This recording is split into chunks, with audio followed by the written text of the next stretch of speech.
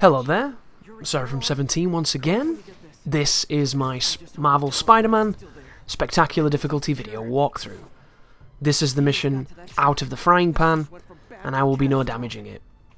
This is the point of the game, ladies and gentlemen, where the game gets really good. This is my favourite part. From here to the end of the game, it doesn't really let up, and it's nothing but really good sequences interspersed with stupid stealth stuff. But this first mission here, and then the mission that follows it, are some of the most demanding in the game. If more missions were like this one and the next one, then this walkthrough would probably be a lot more necessary for a lot of people, especially if there was a trophy tied to the difficulty, because it gets really interesting. More so in the fire. Into the Fire is the hardest mission in the game. It has back-to-back very challenging fights, and it's really a glimpse into what this game could be if it was ever so slightly more difficult.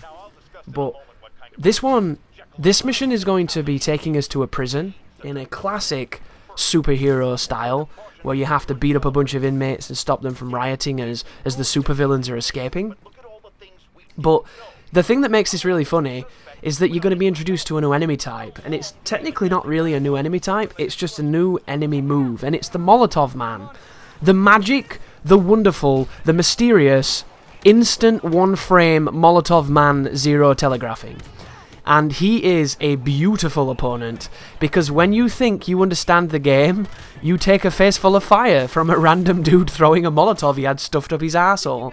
And it really does add to the mystique of being a superhero, as the flames wash over your face and body and you really don't understand what's going on. It's just crazy, and it's probably the worst part of the game, in my opinion, because there are times when he makes a noise to tell you that he might want to throw something your way, but there are other times when he doesn't.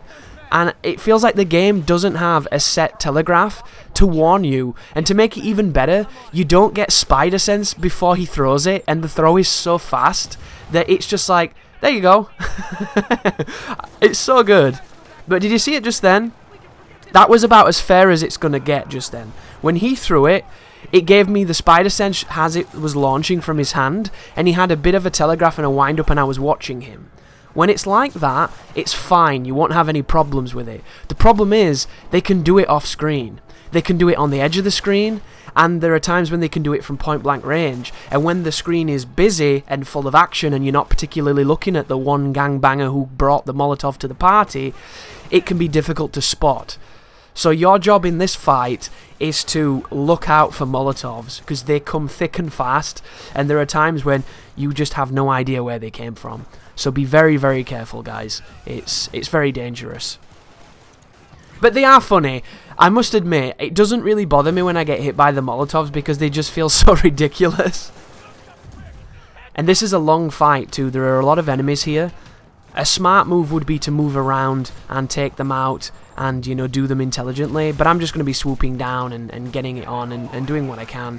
And trying to have as much fun as I can, because this is a really good mission. And it's very well checkpointed too.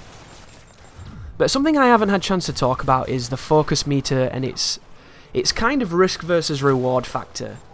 So, in this game, Spider-Man can accrue focus by doing stylish things and acquiring combo meter and doing critical hits and things. Once you do this, you can bank it into those green bars underneath my HP bar, and then later on in the game you get 3 of those bars to bank.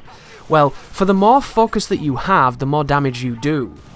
And because the takedowns in this game are highly specific and not quite as, you know, they don't have the same utility as the ones in Batman, there is definitely an argument for not spending them on takedowns and keeping them for the damage boost. At this moment in time, I don't know specifically how great the damage boost is, but it could definitely help you out, and it's something that's worth thinking about. Because the enemies do take a beating unless you finish them. It's just the way that the game works. It's a harder difficulty, you expect it. So having that more focus and that incrementally increased damage could be the thing that separates victory from defeat. And another thing you're probably noticing right now is we're coming up against a lot of rocket launcher people. I think the rocket launcher people on this game are very fair. They have a slow-firing weapon that takes a while to acquire its target, and then when that reticle goes red, if you press circle, you will dodge the rocket. I've had no problems with rocket launcher people at all. In my opinion, they work perfectly. They work how the guns should have worked. Everything about them seems to be fair, and it complements the game. So, you'll not hear any complaints or grievances from me there.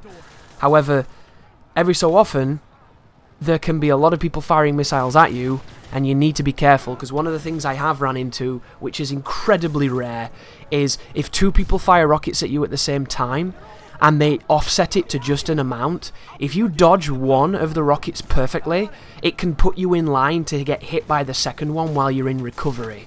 And once again, guys, I've beat this game twice, and it's only happened once. So it's an incredibly rare occurrence, but it's something that you need to be aware of. And an easy fix for this, if you wanted to dodge it, if the game worked in a slightly different manner, would be if the suit abilities gave you iframes, because you could cancel into a suit ability out of the dodge and get invincibility, but they don't. I haven't found any compelling way to get invincibility frames in this game outside of animations, and the animations seem to be just the executions, really.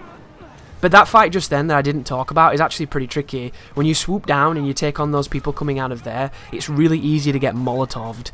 I got Molotoved a bunch of times, and you'll notice on the victory fight, I didn't. So, once again, beware the Molotov. It truly is the separation from man and boy. But here is a bunch of snipers, and the snipers are what people on the forums have been talking about as being ridiculous. I haven't had that much problems with snipers, because they turn up so infrequently that they're only really a nuisance out in the city when you're moving through the zones to get to a mission. Like, there are times where they can shoot you almost instantly when you don't notice that they're aiming at you when you're traversing the city. But in a fight such as this, as long as you don't go and jump into that courtyard, the snipers aren't going to give you any problems. So all I'm going to do is divide and conquer right now, and then I'm going to take out the snipers accordingly. Because they do fire quickly, you do have to be aware of that, but once again, in my personal experience, I haven't had problems with the snipers. You might have had problems. Like just then, did you see when it went red and I jumped on the wall? Did you notice how the laser was still red through the geometry? You can get shot through geometry like that. You need to be careful of that as well.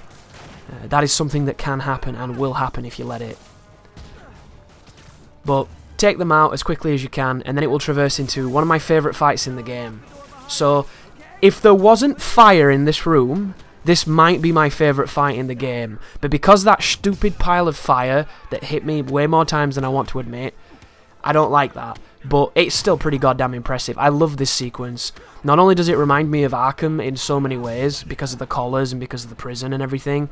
Not that Batman has some kind of ownership of prisons, but it was the first game that did it like this. Like, there's just something cool about this fight. It's mono on mono. There aren't many guns, there aren't many modifiers, there aren't many bullshit, except for the fire's bullshit. It's just you against a bunch of dudes, and it feels great. So enjoy it, guys. It's got tons of stuff to interact with. It's a lovely looking area too. There's lots of, like, the electricity's everywhere, but it doesn't bug you. Like, I've never been damaged by the electricity, but the fire, you touch that fire sometimes, and it kicks your ass. But here is the next fight. This one is a little bit more diverse than the last one. It's got a couple of people with shields. At this moment in time, you should have the ability to kick through the shields when you swing, so make sure you use that to your advantage. You can do a lot of insane damage with that move, and I'm just going to keep doing it to him. See that? I kicked him into one of the fuse boxes. That guy doesn't stand a chance.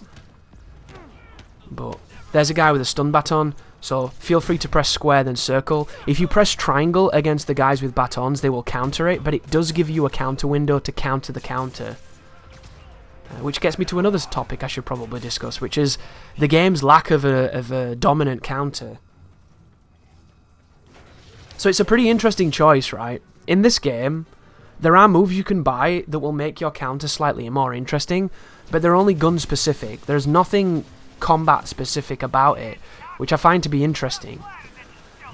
In the Arkham games, which is an inevitable contrast that's going to be happening by a lot of people, myself included, especially in Arkham Knight, you went from being able to you could counter people, and then you could do an extended counter where you could throw people, which was really, really interesting, and they kind of built on this idea of countering, which I like because I'm a big counter puncher in games. In this game, when you do the perfect dodge, you do incapacitate enemies slightly, but you don't do anything else. There doesn't seem to be any kind of will for a mechanic for Spider-Man to use good timing to get a move that incapacitates or damages an enemy. And it would have been nice to have that option. I'm hoping that maybe in the DLC or maybe in the next title that they do add that. Because I like the ability to use good timing to get rid of one of the flunkies when you're taking on a bunch of dudes, right? Oh, for this section as well, guys, be careful going left to right. It can be done, but I feel like the timing window on the dodge when you do it that way is tighter. So I'm just going to move to the left as we chase Electro here. Who, if you're wondering what my favourite mission in the game is, it is the boss fight between Electro and Vulture. It is so exciting, so high octane, and it's just incredibly fun. But thank you for watching, and you take care now.